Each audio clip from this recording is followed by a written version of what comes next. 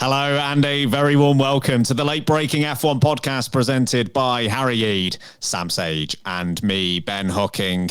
It's the first episode of the summer break and oh boy, Sam, it feels like the summer break. The summer is upon us. Wow. I mean, it is warm. It is so warm and I'm already losing my mind through dehydration. So yeah, it's good. Harry, I don't know if you're really here or if you're just some kind of oasis in the heat. No, I am actually here. I'm not a mirage, but it is very hot. And as we like to do in the UK, we complain about the weather at all times of year, whether it's too hot or too cold or too rainy or too mild or muggy, as we spoke about on Beaver Breaking. But other than that, I am well. Lovely. And I'm looking forward to your outro of "And I've Been a Mirage." Obviously, the idea of Harry Eade's face through that wavy line thing in a desert that they make do on films is so funny. Excellent. What have we got coming up on today's episode? Well, it's a stacked episode for a summer break because so much has happened since our last midweek episode a week ago. So Esteban Ocon is being confirmed to be racing for Haas. Bruno fuming. No longer team principal at Alpine. Sergio Perez, after talks yesterday, Monday, as you're listening to this, he's due to stay at Red Bull. But before we get to all of that, we're going to start with Carlos Sainz to Williams. He's gone to Williams on a multi-year deal.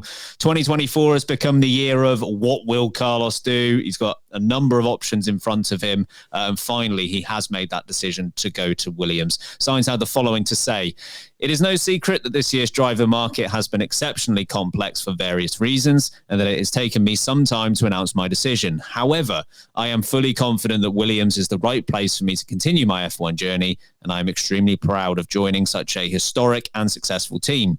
The ultimate goal of bringing Williams back to where it belongs at the front of the grid is a challenge that I embrace with excitement and positivity." And team principal James Vowles had the following to say: "Carlos joining Williams is a strong statement of intent from both parties. Carlos has demonstrated time and again he is one of the most talented drivers on the grid with race-winning pedigree, and this underlines the upwards trajectory we are on. Carlos brings not just experience and performance, but also a fierce drive to extract every millisecond out of the team and car. The fit is perfect." Before we get on to the move from Williams' perspective, Sam, let's just focus on what it means for Carlos Sainz as an individual. As mentioned, this wasn't his only option on the table. Was it the right call? Yeah, I declared in the last race, in the last preview we did, that he had to make a decision before the end of the summer break. And he went, "I'll one up you. I'll make it at the start of the summer break." It's about goddamn time, in the words of Lizzo, that he gets a shifty on, because seats were starting to fall left, right, and centre. I don't think he ever looked at Haas as a real option. So Ocon taking that, which we'll get on later, is never really going to be, I think, one that troubled him by disappearing. Of course, the Mercedes seat still empty, still available. He never seemed like a contender for that seat, which I must admit, even now, is still quite baffling to me. I know they want Kimi Antonelli in that seat, and he has been levelling up his FT performances. So I guess that they're seeing him to go straight into that option and not to Williams first. But I would take Sainz. He's been pretty darn good. It would be a good accompaniment to George Russell, I think. But then, of course, you had both Alpine and Audi, as well as the Williams seat available. I never thought Alpine was a real option. I know that I think if you're Alpine, you'd look at this and go, seems pretty sensible, seems like a pretty good choice for us. For Sainz, I don't think it was ever there. I don't think they're showing the capability, the drive, the structural changes to actually make it feasible for Carlos Sainz to achieve what he wants to achieve as a driver. So you're down to Audi and you're down to Williams. You know what? Andreas Seidel walks out the door. Sauber struggling around at the back of the grid. You've got no idea if Audi are actually going to be decent when they turn up. Williams is a known quantity. James Vowles has hired everyone in the world to work for that team over the last month, and he's poured out his brilliant negotiation skills once again, because it is absolute crime that a lineup of that quality are driving around in the 9th fastest car in Formula One. But if they can get the car going in the right direction, I think Carlos Sainz has done a really, really good job here, moving to a legacy team where he could be for a long time. Won't feel the immediate pressure like he did at Ferrari. He'll have a little time to settle, I think. I think this is sensible. I think him and Albon will work well together. Vowles is a great team leader. They've got the likes of Pat Fry there as well. I do think this is the start of a very positive journey for Williams. And I think Sainz is going to play a crucial part for him along the way. So, yeah, Sainz like a tricky choice. I think this might have been the best long-term option. Audi's the risk, though. You never know. Ooh. We'll come back in a couple of years. Just save that, and we'll see how well that ages. Because either world champion Bottas when he signed on. Precisely. Harry, what do you think? Has Sainz made the right decision? Yes, I think Carlos Sainz has made the right decision. Sorry, Did you say yes? Where's the fence? Why are you not on it? I know. That was definitive. Yeah, well, my fence sitting days are over for today. Just got off the sewer. Yeah, I can't sit on fence. It's too hot. Yeah, no, I think it is for Sainz. And because he was in a tricky position here, given that he was obviously let go by Ferrari. As you said, Sam, Mercedes apparently never seemed like an option. Maybe that's why it's taken a while, because from Sainz's side, I would, if he had any sense, would be pushing to try and get that Mercedes seat. But it just doesn't sound like they're interested, and they want either Max Verstappen or, if not, Kimi Antonelli. So Sainz was never an option, which... don't know. They could rue the day when that happened. They let Sainz go. I don't know. But anyway, that was never the option. As you say, Haas probably never truly was an option. Alpine, I mean, we make all the jokes about Alpine, but it just on a more logical point, he's also been there. He doesn't need to go back. What's really the point in that? So that left Williams and Audi. And given and maybe they knew about this, but given the fact that Seidel has now been sacked, and the other person whose name escapes me, but the two guys who were there for a while, co-founders of this, maybe that influences his decision to go to Williams, or he was going to Williams and that's why they sacked Seidel. We'll never know. But yeah, I think this is the logical option. You've been to markets before, boys. I mean, Sam, you lived in London for a while, as did I. Ben, you're not far from Par Market. Par Market. Yeah, exactly. Honestly, national treasure is Par Market. You go down to the market and there's all sorts of stalls. There's like hoodies with wolves on them. Exactly. There's food stalls. So Par Market. Go on. Hoodies with wolves on them. There's a guy in the back with a vinyl shop. He's got the worst collection of all time. Precisely. There's so much there. So many people selling different things. And in the distance, right at the end, there's this table in like a dark blue. There's a man there with a flat cap on. He's called James. And he's just got a table full of dreams. And he's selling them. He's absolutely selling them to anyone who have it. And that person who's just bought them is Carlos Sainz. I'm so impressed with this from James Vowles, because, okay, the heritage Williams has is undeniable. A lot of history there. Excellent. And Sainz is in a unique position where he wants to drive, and there weren't that many seats available. A top drive was limited, Mercedes, as already mentioned. But even so, James Vowles has sat down at a table with him and gone, well, this is our past record, but don't worry about that, since, to the early noughties when we used to win regular races, our last race win being 2012, the future, my friend, is bright. And he's taken him on an absolute journey. And Carlos Sainz has very much bought it. And I sincerely hope it works out. I have a feeling it could work out. But James Vowles, he's like Del Boy, basically. How has he pulled this off?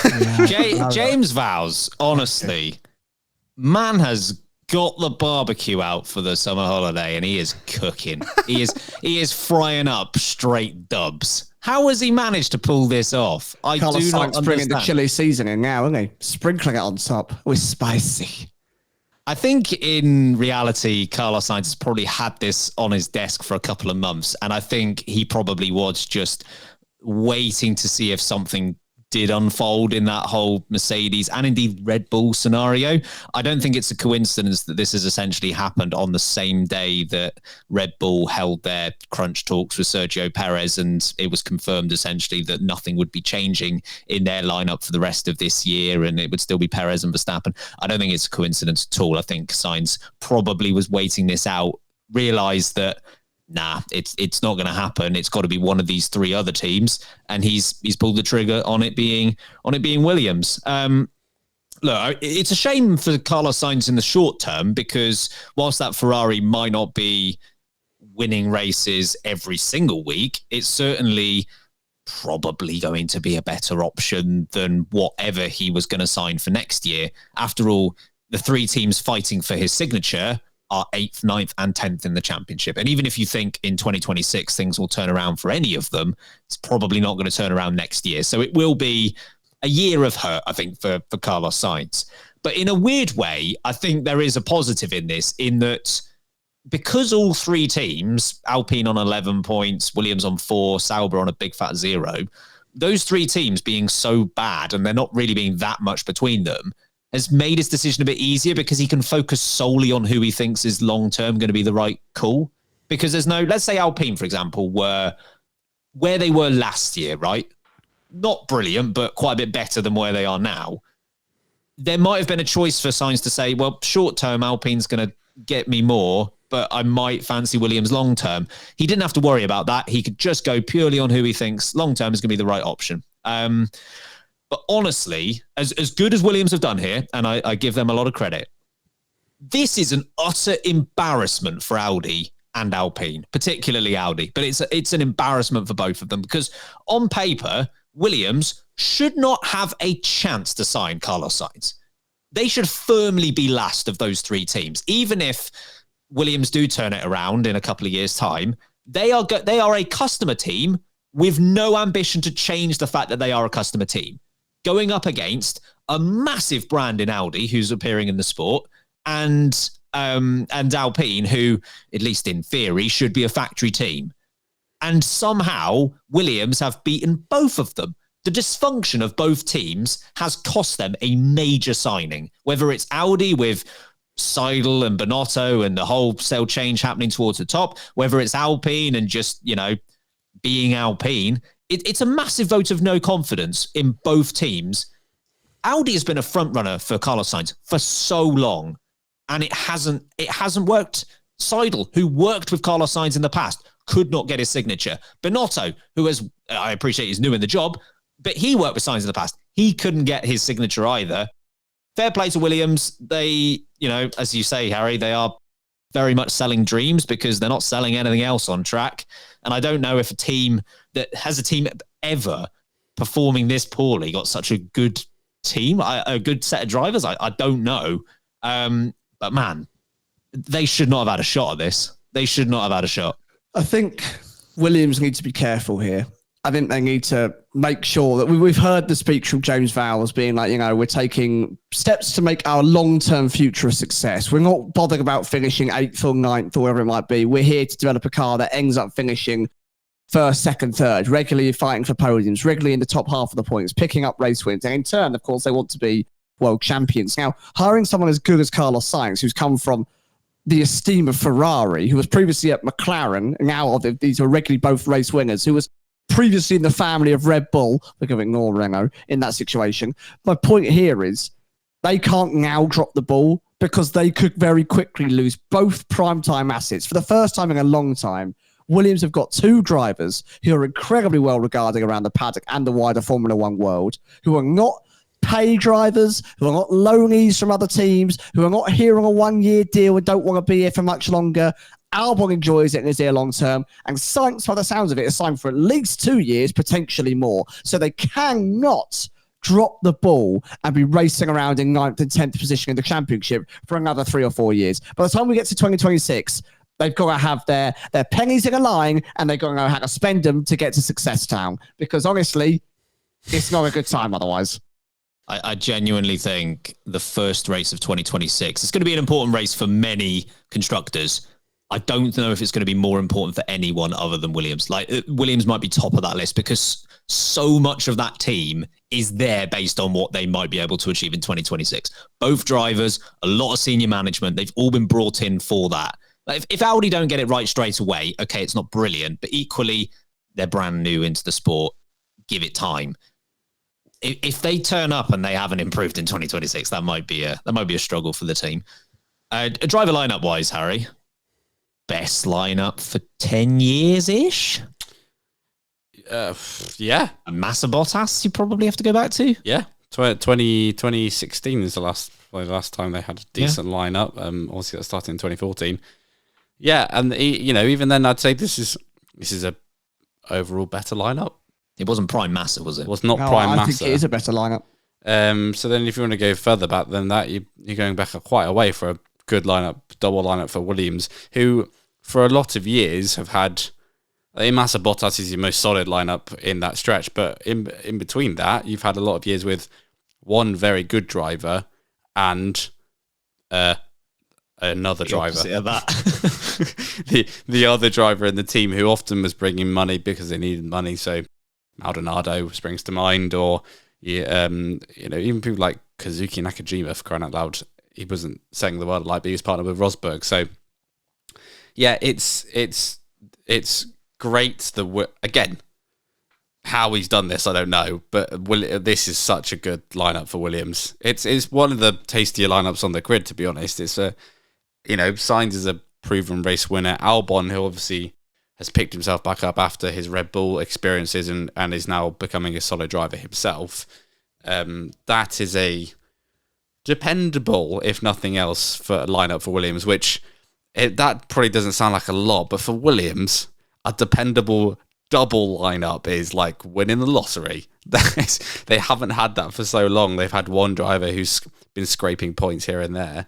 This is excellent signing. It also gives Williams less room to go away and hide, because if they don't, next year is probably going to be tough anyway, but certainly from 26 onwards, if they don't perform, you can't really look at the driver lineup and say that's going to be the reason why. So like you say, in previous years, they've had one very good driver, one not so good driver. If you think last year, for example, that team probably breaks 50 points if it's two Alex Albons. They aren't going to have that excuse with Albon and Sainz at the team. There's going to be a spotlight on Williams if they don't perform, and it's probably not going to be directed at the drivers. But we'll see. The rest of the dominoes are probably likely to fall into place quite quickly. My instinct. Oh, they should get Domino's to sponsor the car. Ooh, have you heard that Duracell is sponsoring Williams? I'm not getting into this. Actually, I only noticed this the other day. On the airbox, they've got it's so hot. They've got I'm not dealing with it. They do batteries. They've got like a battery on the airbox. It's actually it's genius bit of marketing. Actually, someone should point that out. Sam's turned his camera off. No one's ever done that. I'm convinced no one's ever done that before. I didn't realize they've been sponsoring it since like 2022. They should have started then. Should have done something about it way earlier. He's actually left. He's gone. I'm gonna have to take the next break just to get over that revelation. On the other side, Sam will want to come back for this because Sergio Perez, we're discussing his future after this. Good. The bong right in the outro to the break. Are you quite done? Welcome back, everyone. More news, obviously, coming out after the Belgian Grand Prix, and it's in relation to Sergio Perez and the Red Bull seats for the rest of this year. So, obviously, we found out that Sergio Perez and the Red Bull team were going to be having crunch talks on Monday to determine whether he would be in that seat for the rest of this year. And that has been confirmed. Sergio Perez will keep his seat at Red Bull in the second part of the season. A Red Bull spokesperson said Christian Horner told employees in a speech at the team's base in Milton Keynes that Perez would stay on. Dutch newspaper De Telegraaf reported that Horner said, Checo remains a Red Bull racing driver despite all the speculation of late. We look forward to seeing him perform on circuits where he has done well before. And there will also be no change to the driver lineup of Daniel Ricciardo and Yuki Tsunoda at the second team RB either, the spokesperson said. Sam, your reaction, are you surprised that they're not pulling the trigger on this? What racetracks has he performed well at that weren't the first four? Baku. Great, good. So he's out of 10 left? 10%. Great. Good. I'm surprised. Yes, I'm so surprised because for the question that we've been asking on the show for weeks now is, what have you got to lose by switching it? He's already not scoring anywhere near enough points that's required. Sergio Perez, with the last 8 Grand Prix, currently sits 8th in the driver's title fight, that is. But it sounds much better than it actually is with the tallies provided, because in front of him, of course, he's got Verstappen first on 141, Piastri second on 126, Hamilton third on 123, Norris fourth on 116, Leclerc on 79, Sainz on 79, and Russell on 79, which would have been more had he not been disqualified. And yet Perez is on 28. How have you scored 28 points in 8 Grand Prix? That is like what? An average of 3 points a race? Just slightly over that? Not much more. It is honestly atrocious form. Genuinely one of the worst we've seen from a top driver in a long time. And the likes of Albon and Gasly, who are both pretty much in their debut seasons at this point, not far from it, were well and truly booted out a long time ago. And they had worse backup options then. They had less experience. They had less quality available to them, less certainty. And Yuki Tsunoda's got me thinking, to not even get a punt for half a year with a chance of maybe going back to RB if it doesn't work out. What have I got to do? Daniel Ricciardo, he's not in the form of his life, but he's been getting slowly better throughout the season. Was he do worse than this? Really? There is a title on the line. They are slowly at risk of losing this. It is slowly falling away from them. And Perez is 100% going to be the driver to blame if they do slip up, if it does not get delivered. He's so far away from the competition that it is atrocious. And the fact that he has managed to keep his seat, who is his negotiator? Is it James Vowles? Has he sold Red Bull some dreams? Because honestly, he needs it at this point. This is one of the most baffling decisions I've seen in Formula One for a long time. I cannot fathom how he's kept his seat. It is mind-blowing. Did you see this coming, Harry? Did you think they would make that switch? Right. I was convinced that there was gonna be a switch here. And this isn't a Sergio Perez hating podcast, for clarity to any Sergio Perez fans. But you only have to look at past form of Red Bull themselves. As already mentioned, Alex Albon, Pierre Gasly, I'm going to chuck Danny Kvyat in there. Red Bull have got form on this for less crimes. Like, if I'm baffled that they're keeping, because like you said, Sam, and again, whether you put Tsunoda or Ricciardo in for the second half of the year, as it currently stands, even if Ricciardo and Tsunoda are crap, you're replacing crap with crap. So what does it matter? There's no and at least you then know, especially in Ricciardo's case, but both of them, Tsunoda as well, you can rule out the crap for next year. It's gone. You don't have to put the crap in for 2025. Get more singing, you've got a replacement. Yeah. So why they're not? I don't understand. Right. So Red Bull have had this issue in the past where they've promoted their drivers too early, etc. And sometimes they've run out of drivers that they can then put in that seat because they've been promoting.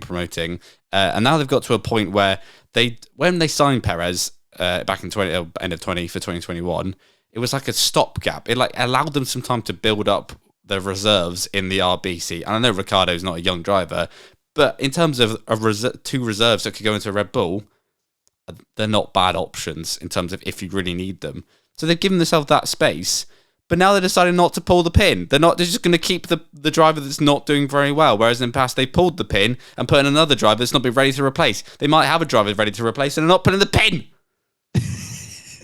Goodness sake. I read that yesterday and I was like, I'm not even sure I believe it. There's a part of me that goes... Gasly will tell you it's happened before. Yeah. We're not replacing him, and then they might leave this until we might come back, do Baku, and if he's terrible at Baku, they replace him anyway. Do you think that's? I think that's why Christian Horner's thrown that line in about how we're looking forward to him doing better at circuits that he's done well at in the past. Because then if he doesn't, that's his reason for going. Okay, let's put a stop to this. That confuses me as well. And I know they have to shut down for 2 weeks in a couple of days' time, so they can't do anything. But at least with the summer break, you allow yourselves a bit of time for everyone to get swapped around. If they're going to do it into the second half of the year, that's just making things more stressful. So if you still got that in the back of your mind, just do it now. Because also give one of the other drivers enough time to settle. That's what I mean. New team, new car, right? Yeah. I'm not for Sergio's sake. Sorry, Sergio, but more for getting the driver you want in the car up to speed. Because trying to do that in the middle of the racing again is going to be really tough. So I am very confused by the decision because, and again, I'm not hating on Sergio here, but just because of the past form, and Red Bull have done this before, and why now? Why are they deciding to be kind now when they've done it before? There were no championships on the line. I know it's Red Bull is still sort of in control here, but if it keeps going the way it is, they're going to lose. So there is a championship on the line. They made these snap decisions beforehand when there was literally nothing to fight for championship-wise. But now when it matters, they're not going to make the call. And look, for Sergio's sake, I sincerely hope this is the kick up the arse he needs, and he comes back from the summer break and proves everybody wrong, and he's mega. But just the rut he's in at the moment, I would be very surprised if that happens. What do you think the reasoning is? Even if it's something you don't necessarily agree with, like what's the basis for them making this call? Like, is it that if they put one of the other drivers in and it is worse, they can't go back to what they had before? And why couldn't they? That's the beauty of their setup. They could do what they want. They could swap them back again and then carry on as they were all day long. Yeah, I'm not suggesting that's the right thing to do, but they are the only team on the grid that can do this. Why not do it? They can swap them around, put Ricciardo or Tsunoda in the Red Bull, put Sergio in the RB. I mean, look, again, I don't necessarily agree with how they've gone about their business, but when Gasly got put in the Toro Rosso back then, he instantly was better. Like, instantly was better. What it could just be what one race. Yeah, it was the race of, wasn't it? Yeah. Could just be what Sergio needs, and I don't know. It just it confuses me as to why. I guess they're going for the consistency, but at this point they've got to try something else because they're going to lose otherwise. Yeah, I was somewhat surprised. I could have seen this one going either way, but yeah, I felt there was at least a chance that he was in trouble. As you say, Sam, 42 points separating Red Bull and McLaren. That is one race. That's it.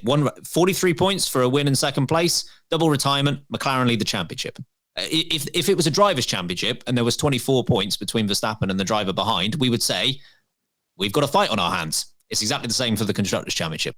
And we put a lot of focus on McLaren, and rightly so, because they've been certainly the best team of the last 10 races, let's say. Ferrari is 63 behind. Ferrari have been pretty rubbish for a while now. They are still only 63 behind.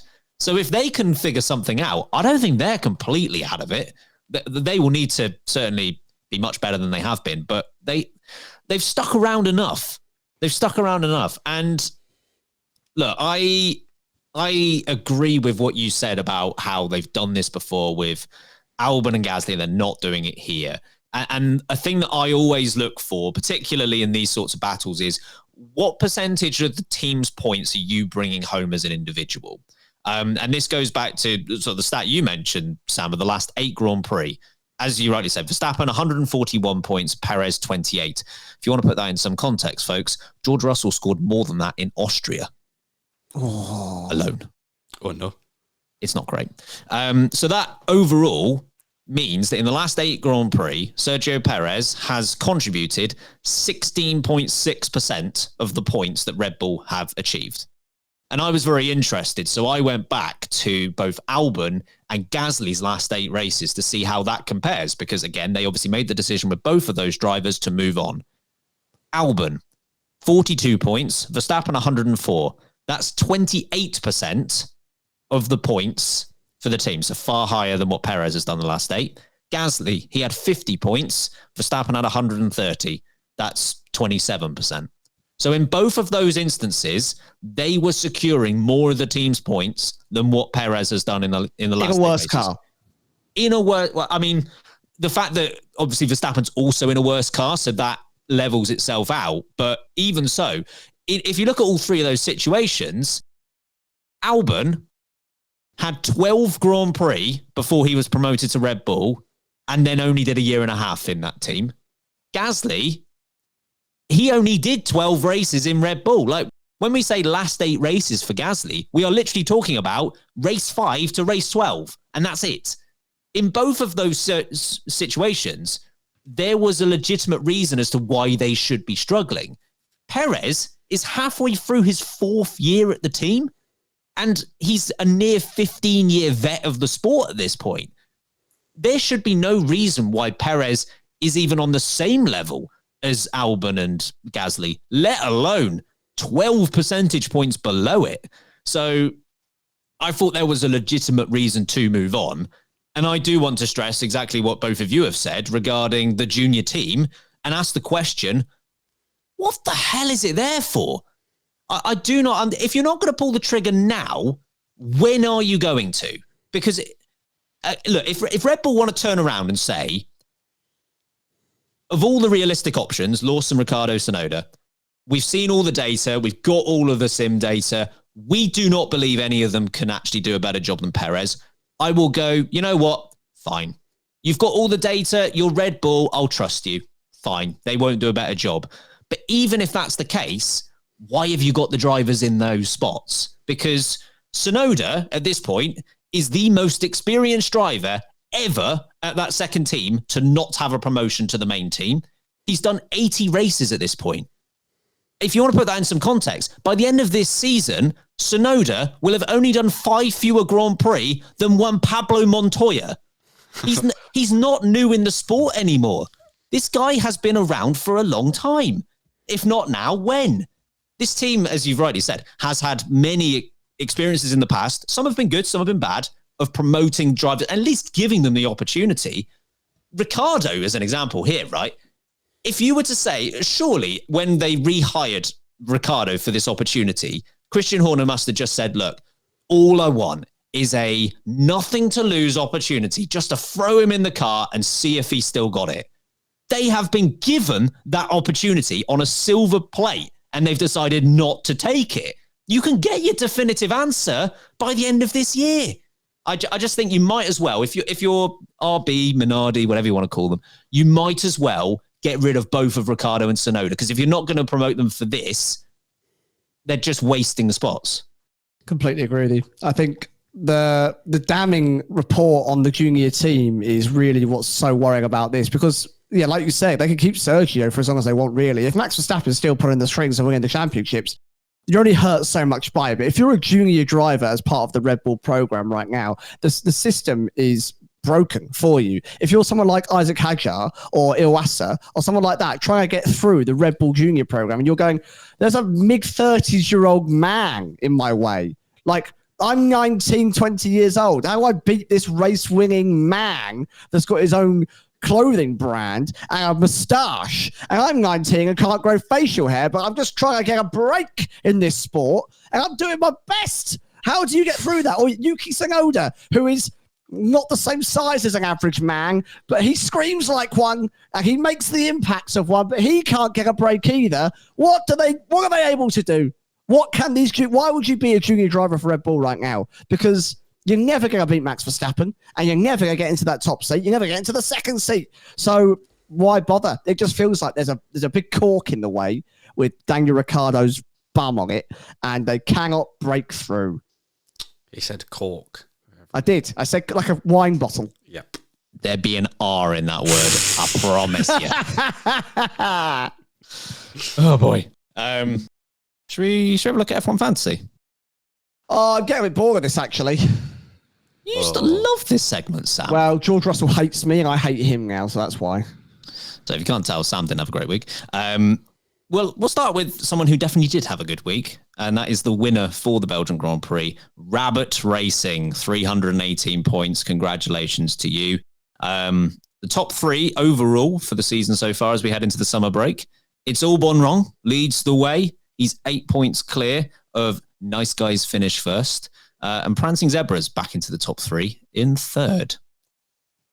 Of the 4 of us, I'm 268th, so I've dropped 10 positions week to week, which I wasn't particularly pleased at. And then I saw what had happened to Sam. 156 positions dropped, 440th. Honestly, Russell, DQ'd. Great. Norris, crap. Great. Hulkenberg, almost last. Great. Tsunoda, almost last. Great. I had a stinker. Yeah, it means you're only 17 points clear of Kirsty, who went up by 12 positions, largely due to the fact that Ferrari managed to outperform Mercedes. So, come on. I assume the apologies stuck in the mail somewhere. I'm looking out for it, but I haven't heard that from her yet. And Harry. Oh, Harry. Hey, how are we doing? You've dropped a few positions. Oh. So I just imagine Harry playing his own version of Snakes and Snakes. Boy keeps flying down. Can only go down. 1,512. Drop of 45 spots. I You know what? Every time it goes badly for me, I think, oh, I'm not Harry. Yeah, I really need to change my teams.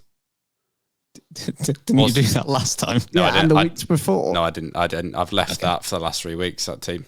Also got George Russell in as well, so that's not helped. Yeah. How have you managed to get George Russell in your team for the week where he scores massive negative points, but you don't feel the benefit of him when he does do very well? It's a good question. Do you know what, as well, I feel sorry for Kirsty because she showed us her wild cards or whatever they were called the other day. She's just missing 2 and hasn't played them. She can't play them. They're not there. And still thrashing Harry by 3 times. Wait, what? So you only get 6 tokens and 1 you can't use on the last race. 2 of them just aren't there. Yeah. I haven't used all my chips. Well, you're not meant to have done yet. Oh, right, fine. Still got time, mate. 10 races. We go again. Final fix, did that just get rid of all my negative points? I hope so. For the season. Add some more back on as positives. Save that one for the locker for the end of the season. Well, that's the last F1 fantasy update for a few weeks, of course. God. We'll bring it back for when the Dutch Grand Prix has happened. We'll take our second break of the episode at this point, but we've got plenty more on the other side. We're going to be discussing Bruno Faman. Oh, good. Hello, everyone. Back for another disclaimer. 2 episodes in a row, of course. This time because we are about to discuss Bruno Faman leaving his role as Alpine team principal. At the time of discussing, though, we didn't know who was set to replace him. We now do. Oliver Oakes, who set up High-Tech back in 2015, so he's had a lot of experience owning a team in junior formulae. He's actually, as a driver, a former Red Bull junior team member, but he now makes the jump, second youngest team principal of all time after Christian Horner. He will join Alpine at the end of the summer break. You will hear me try and remember his name at the end of this segment and embarrassing myself royally, so have fun with that and have fun with the entire segment. Welcome back, everyone, to the third part of today's episode with this news. Alpine team principal Bruno Faman, also known as Bruno Fumin, has confirmed he will step down from his role at the head of the F1 team at the end of August. This after taking over as team principal almost a year ago from Otmar Safnauer following last year's Belgian Grand Prix. He has said he will move on to concentrate on the other aspects of his Alpine role. Sorry. Right. Where does this leave the team, Sam? Traditions. You have to get rid of an Alpine manager at the Spa Grand Prix every year, apparently. But you don't. No, you don't. You just don't. So this is part of the 100 race plan. Honestly, whenever that 100 race plan ends, I am going to document the whole thing. Netflix will buy it off you, I think. Damn right. I mean, he walks into a situation that was mediocre at best, not amazing, but it wasn't absolutely dire. They weren't anywhere to this level of bad. Now, I think it's right that he does step away because, you know, he was trying to run a building that was built upon sand, and he looked like he was trying to reinforce the structure with water continually, and it was just crumbling around him endlessly. It felt like he didn't ever really realize what he was doing for a lot of this, right? It never went right. People were leaving left, right, and center. He hired Flavio Briatore. We don't know what he's doing at all. Fired Bruno. Fine by himself because of that. My first act is to fire the man who hired me. Fire that guy. Maybe he's brilliant. He is maybe a genius. You know, Ocon's gone, and that was probably one of their strongest assets, despite, you know, the rivalry between the drivers. I think that actually generally was a bit better, to be honest. The team is about to offload its engines, despite being a power manufacturer, which doesn't make any sense. No one ever knows if they're going to sell or not. The car is so heavy that honestly, you may as well drive the bloody Shard around the racetrack with some wheels on it. The team is not in a healthy state. It's not in a good place. And a lot of that I do think is on his shoulders. He was the leader. He was the one that could have turned it around. And like I said, he inherited a middle of the road, not great, but not terrible product. It could have been improved from there with the right people. And it just wasn't. So whilst it is very funny that he got hired after Spa and then he's immediately leaving after Spa, especially after what happened to Otmar as well. I actually think it's the right choice. And I think Alpine need like not just a facelift, they need a whole bloody transplant at this point, something completely new inside to get them working again. Because it's a mess, absolute state. But yeah, love him. Missed the name because it was funny for the podcast, but the right choice. You know that meme that like documents how the growth of humans and how we've managed to evolve over time, and then the last one is just go back, we've messed up. Yes, that's Alpine. Yeah, that's just start again, tear it all down. Yeah. Harry, what do you think? What last week on the podcast, I jokingly said, you got some crystal ball or something. I jokingly said, and I meant it as a humorous joke. Bruno Famine fires himself, and then he did. And then, I think I could do that. I've got a great idea. I haven't fired anyone this Alan week. Sugar pointed at himself. I'm fired. That's not what I meant, Bruno. I'm sorry you listened. You've got no job now, so that's a real shame. He still does have a job. He's just not team principal at the F1 side. He's still overseeing everything else, but yeah. Look, Alpine are in no good state, but I don't really think you need people, Alpine. Not hiring anyone else. No, you need people, and yes, I'm not saying Bruno Famine's done a stellar job, as you pointed out, Sam. They've lost one of their best assets in Esteban Ocon. The car's really heavy, and they're thinking about not being an engine supplier to themselves. That's not a good state of affair. Oh, and they hired Flavio. The only person they have fired is Flavio Briatore, which has a track record. He's not good. At that team. Singapore's coming. Watch out, everyone. But I just feel like getting rid of the team principal right now is probably not the best idea. Like, you just let's try and fix this. Let's not just get rid of someone once again after a short amount of time. And I know Otmar was an idiot, but also he was only there for a year and a half. I feel for the man. He's given us some great anecdotes. The 9 children. Rinse and repeat, baby. A year we've been doing that. One whole year, because it was Spa last year. That is actually, you could have had a child in that time. Unlike Otmar, who's pumped out about 1,000, I'm sure. Don't say pumped out again. Is not a phrase that will be repeated. Me. Oh, Lord. Not again. Anyway, but Alpine just need to give some people some time to. I'm not suggesting he's done a great job, because I don't think he has at all. But just given where they are, I'm not sure this is the right call, because now not only are you missing many members of your team, you're missing a team principal. Trent Alexander-Arnold cannot do it all. That's very much been proven so far. That's why we lost the Euros. Oh, I don't know what's there left to say at this point. We can add them to the list of people that have been fired. You know that the famous list in 4 years. Another one bites the dust. Just hold out for the rest of this year. I'm sure there'll be at least 4 more before we get to December. I have to say, I was surprised when he was hired in this role. I was surprised because it was interim in the first place, wasn't it? Yeah. I thought it was just going to be an interim role for a couple of months, and that they would hire someone like ready for the start of this season. I was surprised when they didn't do that. And I've been trying to find, because I thought it'd be a stopgap more than anything. And I've been trying to find like a less insulting way to say what I'm about to say. But it might just be the most pointless 12 months of all time. Like, what can you look back at as a success? I mean, by Belgium last year, again, what you said, Sam, they weren't doing particularly well. We were at the time saying you should be much better, but they had 57 points. You know what? I wish I had some sort of arithmetic device to be able to prove my... Oh, hang on.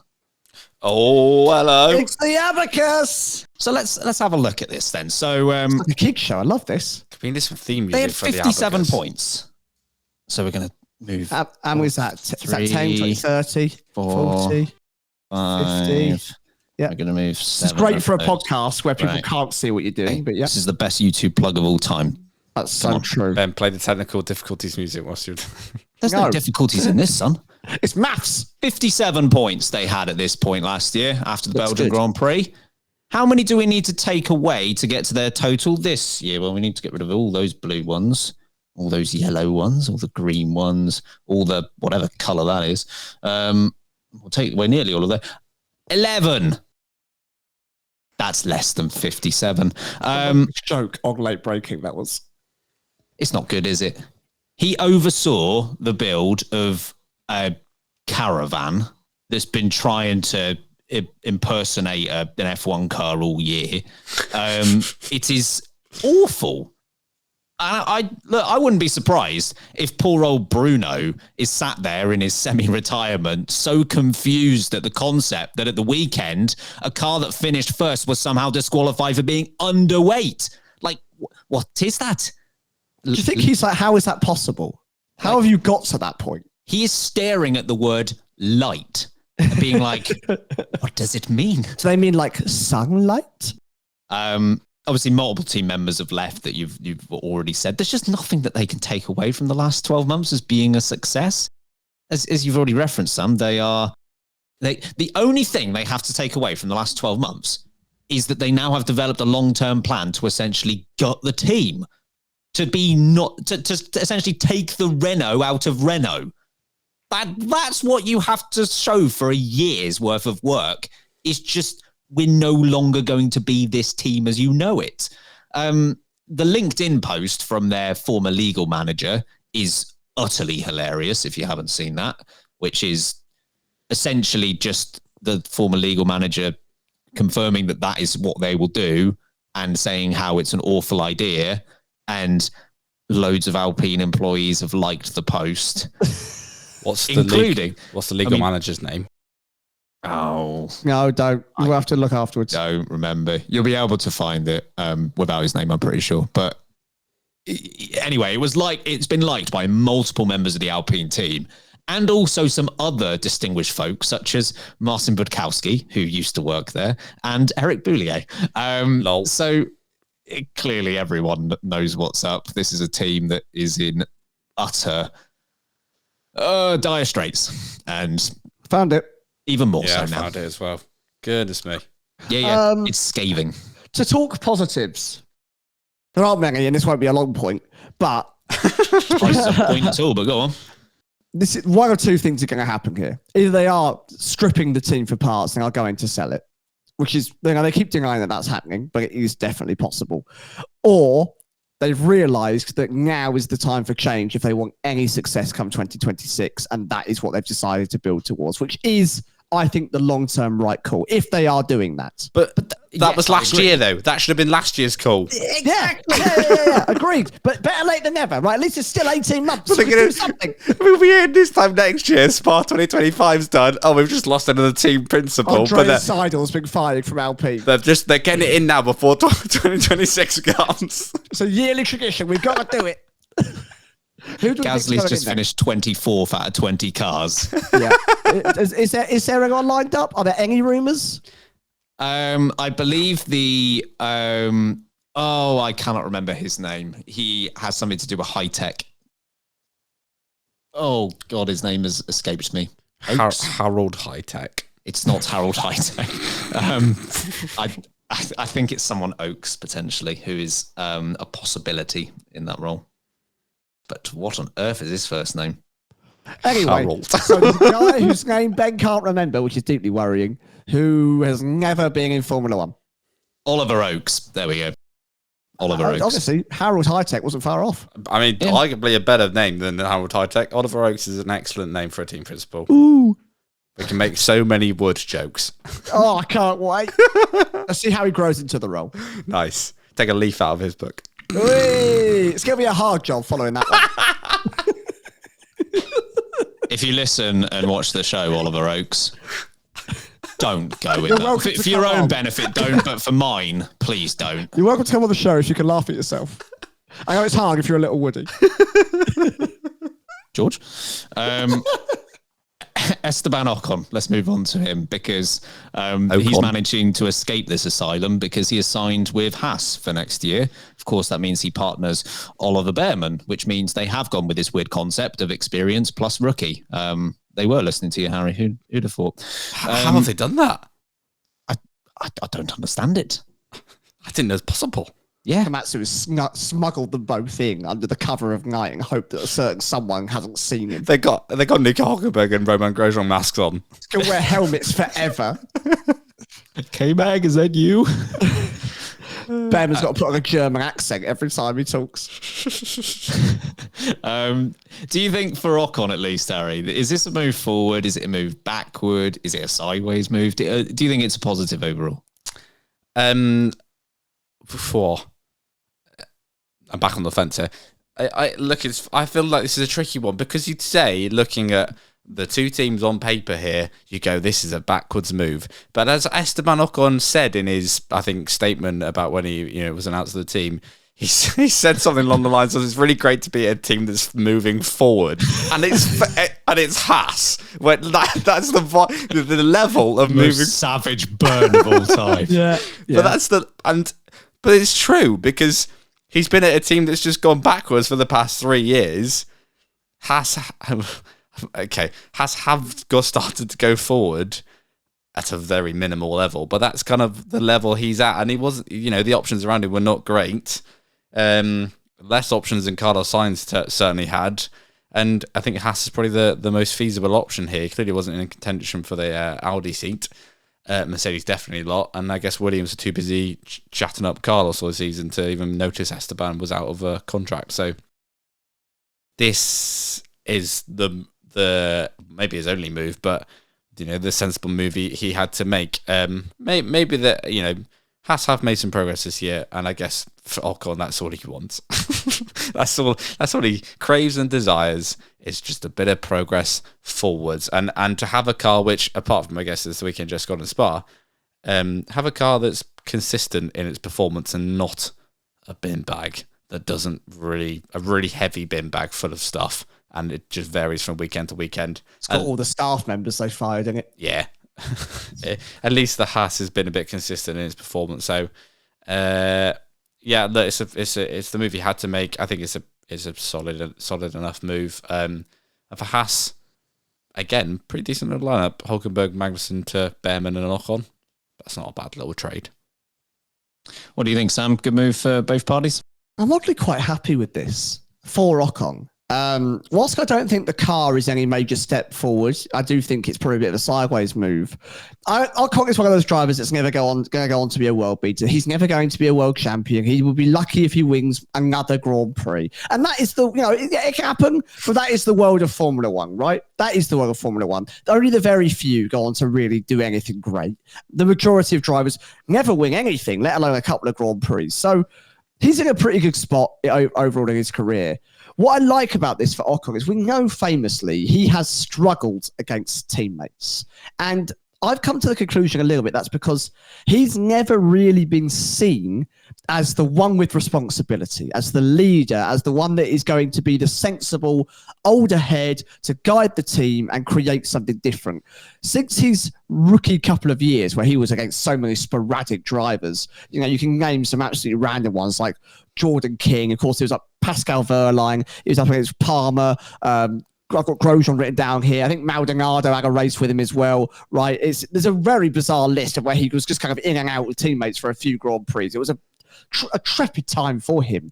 Every other teammate he's been up with for a period of time has already been cemented as a long-term, high-regarded talent that realistically he has had to try and step up and beat. Sergio Perez is probably the first notable one of these.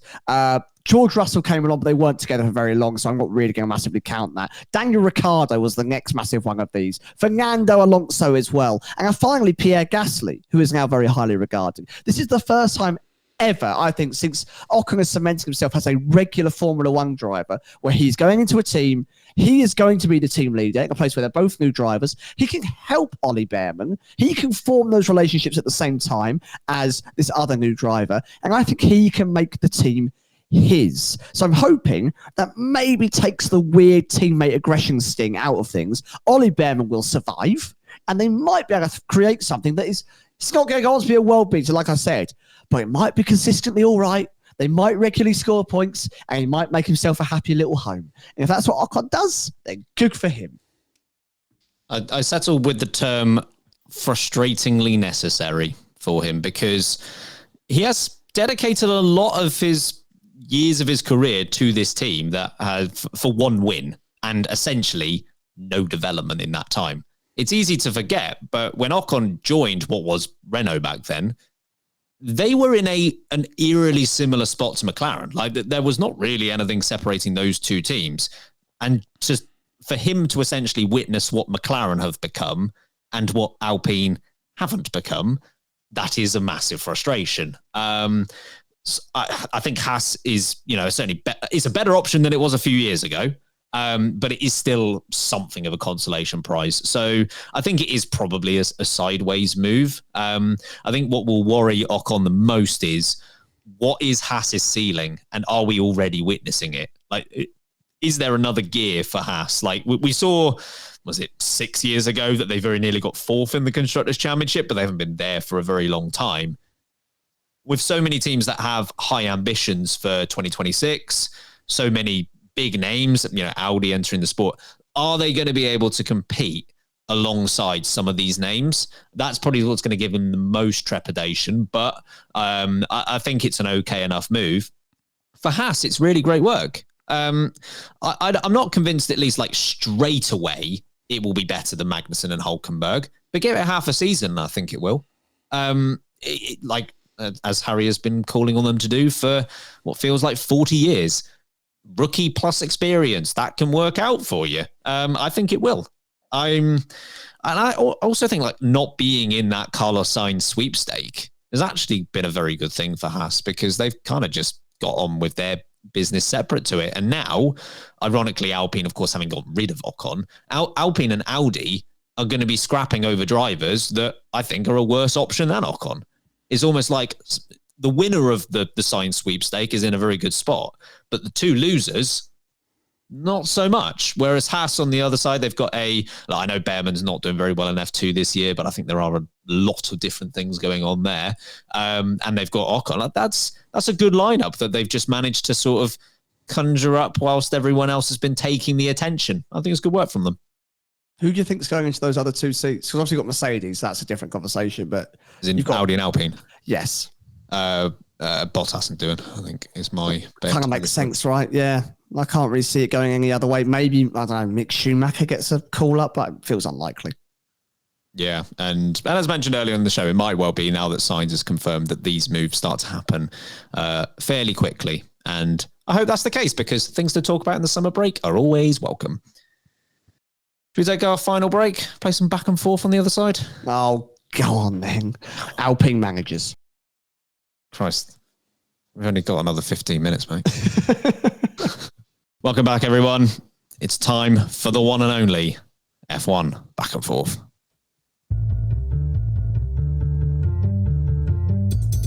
F1. Back and forth, it's F1. Back and forth, it goes backwards. Then goes forth, it's F1. Back and forth, F1.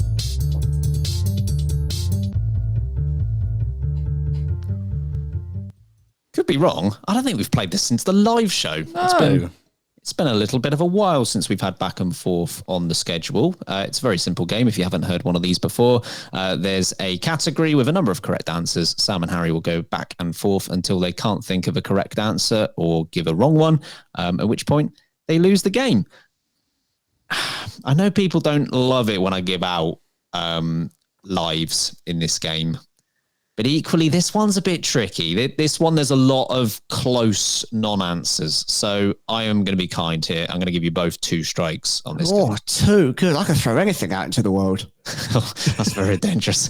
I want you to name the 19 circuits that have featured on the F1 calendar since 2010 that have at least 16 corners. Hold on. I actually need to, I need to write that down because that's genuinely... So, the 19 tracks, yeah, since 2010, yeah, that have got at least 16 corners. Correct. Okay, my brain, I will forget that by like the third thing, and I'll be very annoying. Okay. And the reason I'm giving a couple of strikes on this is that there are 12 circuits that have either 14 or 15. So there are a lot of close calls in here. Harry, start us off. Spa. Oh, nice and safe to start things off. Spa has 20 corners. That's a tie for third. Sam. Jeddah. Jeddah has the most corners on the F1 calendar with 27. As many as 27. That's too many. Too many. Harry. Silverstone. Silverstone is a correct answer. 18 corners. Singapore, even with the corners obviously taken off as a result of the track changes, it's still got 19, so a correct answer. Harry. Suzuka. Oh, no. Is a correct answer. Oh. 18 on Suzuka as well. Sam, back to you, who is driving one of the circuits. in my head to work out what track it is. Kota. Kota is a correct answer. 20 corners around Kota, so that's another one that's in a tie for third. Harry. Mexico. The Autodromo Hermanos Rodriguez. What is a correct answer. 17. Sam.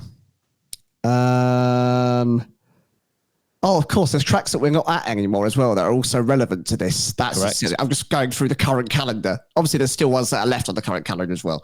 I'm going to go with Abu Dhabi. You've hit the first 15, I'm afraid. Even with the old layout? Just outside, I'm afraid. Outside. I'm going to look at those up. Even with the old layout, I can't believe that. I have taken the new layout, to be fair. So maybe it. Well, that's not 15. True, then, is it? It was here in 2010. Hey, I haven't got Wikipedia in front of me. Okay, you're making the quiz. Don't give me excuses. Ben, I would never talk back to you like that. Disqualify him. That's a very fair point that he's made there. It probably had more than 15 at one point, but yeah, 21, pal. Oh well, it's correct. I'm stealing. Shame I got rid of some. Harry, back to you. The Bahrain endurance circuit used just once in 2010. Yeah, that's the most. Yes, it is a correct answer. The current layout has 15. So if you'd have said the current layout, you'd have been just about wrong. But I wasn't sure whether because it's a layout of a circuit, obviously. So Abu Dhabi's old layout not relevant anymore. It's only ever had one layout, and it's got 15 corners. How many times have we raced on the old one? I got the new one. It can't be an old one. There's only been one. So bang.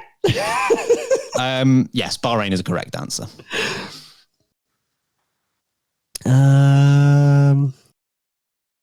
Well, now I don't want to try that one because it's had a different layout, so I'm not doing it. I'm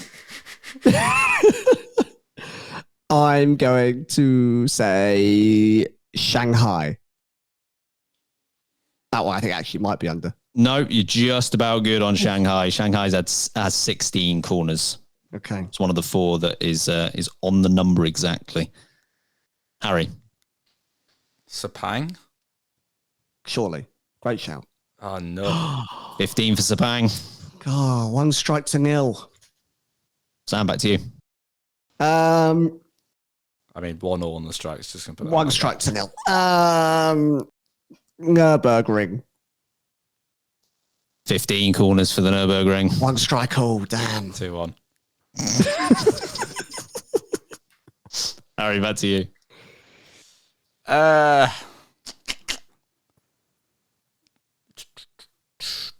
Yeongnam. I was wondering when that would make an appearance. It is a correct answer. 18 corners around Yeongnam. God damn it. I'm trying to run the through in my mind. I can't do it fast enough before it gets back to me. I'll give you a clue that there are 7 circuits on the current calendar that are good. 7 hurts me as well. That's a sizable amount. It's a big chunk of them. So 6, I think, rather than 7. Oh, okay. Well, that's another lie, this podcast. Oh, Qatar. Yes, just 16. Oh, I thought that was way more. But it's not, only 16. Harry. I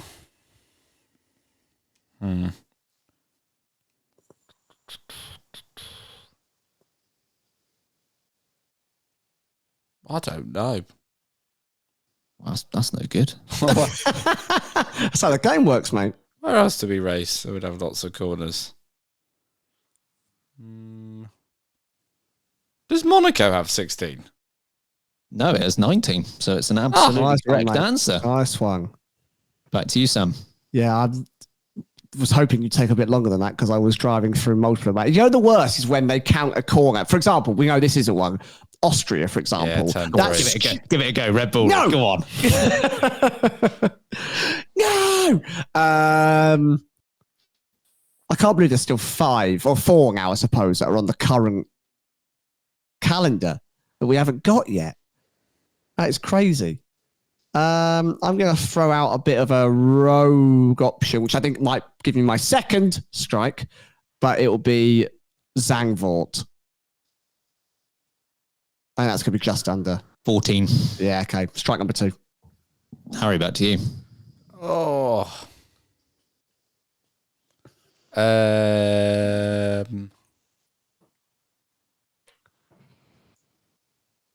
Miami? Miami's a good answer. 18. Nice. So I struggle to remember what's on the calendar. Like, what comes how after this? ridiculous is that? Usually I can rattle off all 24. What And comes right after now, the summer break? I'm forgetting what they are. All right, knock me out or move me forward. That's how we roll with the game. So Say I'm right or wrong. It's a big game of knock me out or move to me. Gilles Villeneuve is what I've gone for. Gilles Villeneuve is not a correct answer. I'm looking that up. I think you are right, but I just want to know how many. It's less than 14, I think, because I haven't written it down at all.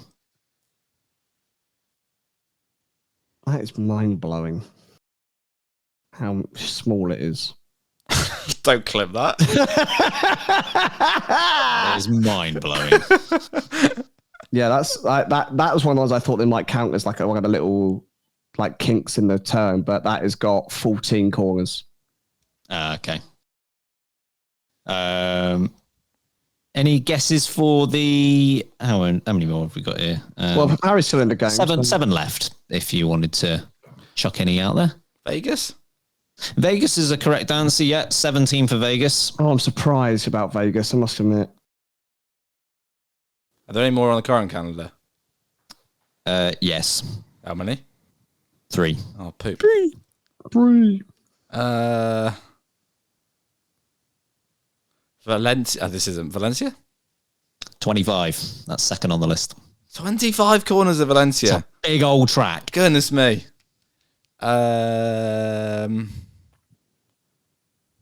Big Bud? Yeah, Big Bud is there. 16 exactly for Big Bud. I don't know anymore. I've got a couple that I want to shout out, but I'm not going to do any until Harry's done and dusted. I'll fold. All right, well, obviously, well done, mate. Harry folding when he's won is the most Harry move ever. I give up. Wait. I should have done, and I'm really glad I didn't, but Imola. Yeah, Imola's good, 17. And Sochi. Sochi, I've got down as 15, so just outside. Oh, I need to look it up now. I do. I want to see. I'm interested because he's run with Abu Dhabi, so I'm curious. Goodness me, end this game. Never. The other ones that you didn't get were Baku with 20, Albert Park with 16, and Hockenheim with 16. Baku, I went through Baku in my head and I did not get to 20. The new Albert Park layout's only got 14 corners, actually, and Sochi's got 18 corners, so this quiz is rubbish. But the old layout's got 16. Right! Exactly! It's a different layout, though. It's not like Abu Dhabi, it's the same one. They've changed the track, actually. So it's not... Ben's I've quiz just realised something. I don't care. I don't care. I'll leave the show again. Twice in one episode. Rage quits twice in one episode. Yeah, you'll have to do the outro. Have fun. Mate, we got one more thing to do yet. Let's do, though, because there might be some factual stuff coming up in what is the greatest segment in all of podcasting. It is the LB question of the week.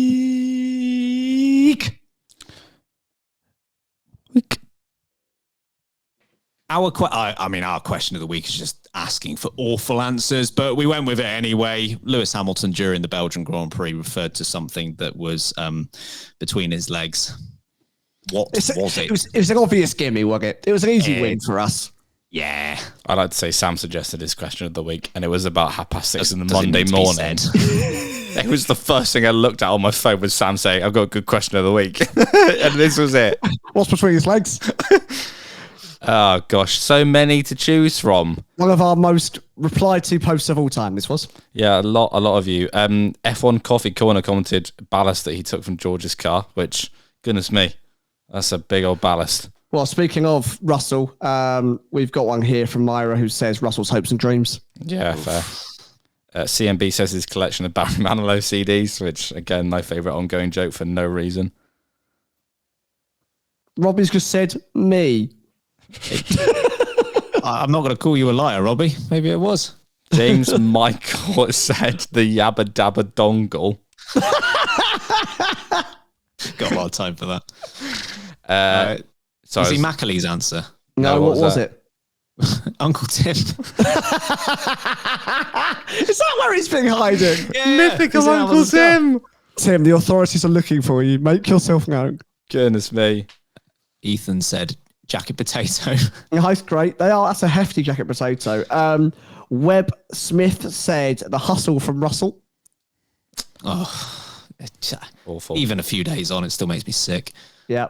Tyler, Tyler said gammon, because obviously. Get that in there. Gotta get that in there somehow. Yeah. I you know me, love a Pixar reference. Niche 95. The mice from Ratatouille trying to help him drive the car. Brilliant. One of them in his helmet. I'm a big fan of that. Matthew Biscoff, if that's how you pronounce it, great name. Toto's Pumpernickel, thank you for getting that in there. Any more for any more? The thing is, there's so many I'm having to pick and choose what was I like more. Pinkus Rob, actual Barry Manilow, which is even better than the CD collection. Oh, goodness me. Ben, have you got a favourite? You usually have one that stands out to you. Oh, the Ratatouille one was the one I loved more than any. That was right up there. I like that the Steel Scarecrow has simply just said 1.5 kilograms. No more context. 1.5 kilograms of something. Yeah. We've also had a few, but this is the one that I've got on my screen at the moment, which is from Paddle994. He snuck Roscoe on board. Imagine having the dog in there the entire time. Also, I'm not going to read any of these out because they've been hidden in my Instagram, but Aaron Dixon, Alaska River Guy, and Chris one of them is awful. Yeah, I'm not reading any of yours out. You're one of them is you are awful. A trio of wrong-uns. Oh, I need to find it. What? No, you don't, because you'll say that. No, you'll say, move on. We are moving swiftly on. Right. Goodness me. End it now. I don't know if you're talking about the episode or the podcast as a whole, but honestly, at this point, maybe we just wrap it all up. We will be back, of course, on Sunday. It might be the summer break, but despite it being in our name, we don't know the meaning of break. We're going to keep being here twice a week, all the way through, with various bits of content, whatever the F1 world gives us. Sam, if you wouldn't mind getting us out of here. I'm still looking for those answers that I'm not allowed to read. All fair. And folks, thank you for listening. As Ben said, we're going to be here for at least twice a week, every single week through the summer break. Join the Patreon though if you want extra content, because we're going to be making even more of it, and it is sensational value. Ask Harry after the show how much he thinks it is, because he'll give you the normal amount, but his friend, man who doesn't understand the value of money, might say something entirely different. Leave a 5-star review. You can comment now on podcasts on Spotify as well, so chuck a little comment in there, say something nice. That would be really, really lovely. Go down below into the links. You can find Patreon. You can find Discord. Join that. Chat with us about Formula 1 and many other things that are going over the summer break. Follow us on social media, Late Breaking F1. Watching on YouTube. Follow us on Twitch. And in the meantime, I've been Samuel Sage.